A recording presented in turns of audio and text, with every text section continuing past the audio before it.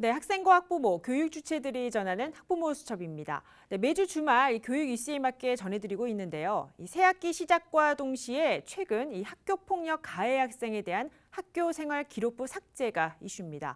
네, 그런데 이 기록은 학생들이 학교에서 하는 교과 활동과 동아리 생활 등도 기재됩니다. 이 학기 초 교과 활동은 어떻게 평가되고 준비하면 좋을지 이승엽 학부모가 취재했습니다.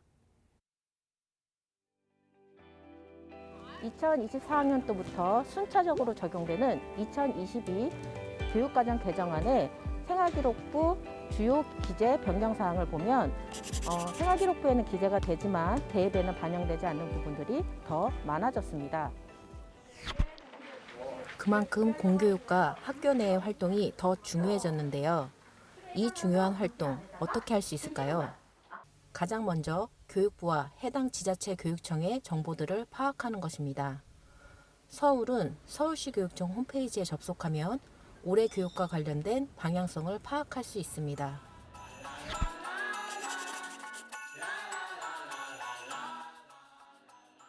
학교 교육 활동 중에 일어나는 다양한 활동이나 수업 내용 이런 것들을 기재하는 내용이라고 보시면 되고요. 특히 가장 중요한 것은 이제 교과 세부 능력 특기사항, 수업 중에 또는 교육 활동 중에 어떤 활동을 아이들이 했는가, 어떤 성장을 했는가라는 것이 기재하는 게 중요하다고 보시면 될 것 같아요. 학교에서 제공되는 정보들은 생활기록부에 기록 가능한 경우도 많기에 더 꼼꼼히 관심을 가지고 보아두면 좋습니다. 아이들이나 어머님들이 그걸 볼 때는 뭘 평가하지? 그것만 봐요.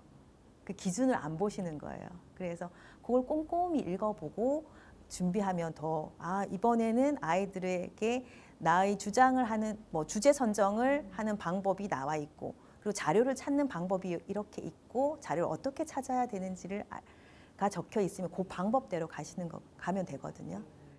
그 아이들의 평가 결과물뿐만 아니라 동료 평가지 그리고 자기 평가지 그리고 수업 중에 아이들이 쓰는 소감문이나 독후감 이런 거 다 참고하시거든요.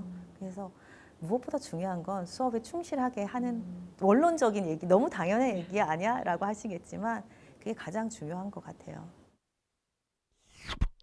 연계된 게 굉장히 많이 있는 프로그램들이 있어요. 예를 들어서 학생회 활동도 마찬가지고 좀 더 참여율이 높아지고 동기부여가 되는 경험들을 굉장히 많이 했거든요. 사교육까지 굳이 가지 않더라도 이 안에서 아이들의 역량 동기부여를 할 수 있는 기회를 준다는 것은 굉장히 중요한 일이기 때문에 실제 학교와 교육청에서 제공하는 공교육 활동에 참여하는 학생들을 만나보았습니다.